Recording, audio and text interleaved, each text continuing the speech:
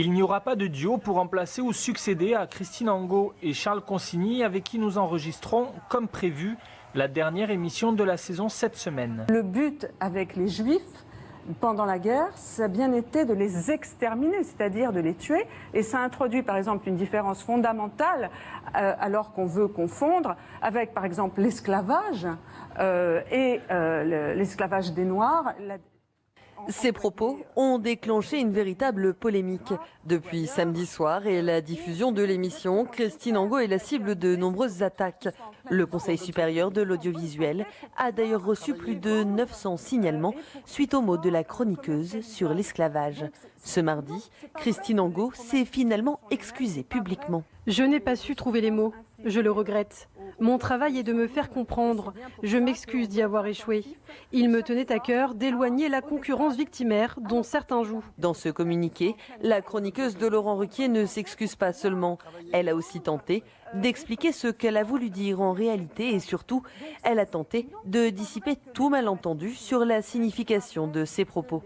J'ai voulu rapprocher les deux crimes contre l'humanité que sont l'esclavage et la Shoah, tout en prenant soin de spécifier la différence fondamentale de méthode dans la déshumanisation. Voilà, et ça a suscité énormément de réactions, Simon Martyr. Oui, en moins de 24 heures, le CSA a donc reçu près de 1000 signalements, sachant qu'un seul de ces signalements jugés sérieux suffit déjà à ouvrir une procédure. Et puis parmi ces signalements figure celui du Conseil représentatif des associations noires, le CRAN, qui a jugé ces mots odieux en constatant même que Laurent Ruquier n'a pas rectifié le tir comme le voudraient les exigences de maîtrise de l'antenne. Et par ailleurs, le président de la délégation aux Outre-mer à l'Assemblée nationale a lui aussi publié un communiqué dans lequel il dénonce des propos susceptibles d'être qualifiés de révisionnisme et de négationnisme des crimes contre l'humanité qu'ont été la traite négrière et de l'esclavage. Et puis on peut aussi citer la réaction d'un ancien chroniqueur dont n'est pas couché, Éric Nolot. Des milliers de Noirs ont connu une mort atroce dans lesquelles des négriers, entre autres souffrances, mais Christine Angot a prétendu dans On n'est pas couché que le but était qu'ils soient en pleine forme pour pouvoir les vendre.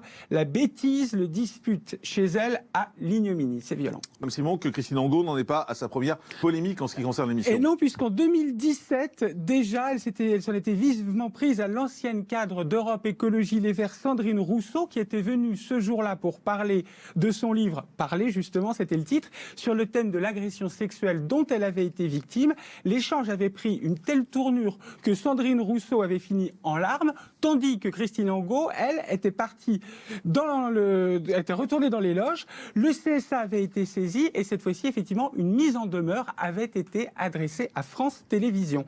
Quoi qu'il en soit, cette polémique dont on vient de parler là sera certainement la dernière d'Angot, puisqu'elle ne sera pas reconduite ni chez Ruquier, ni on ne sait où pour l'instant.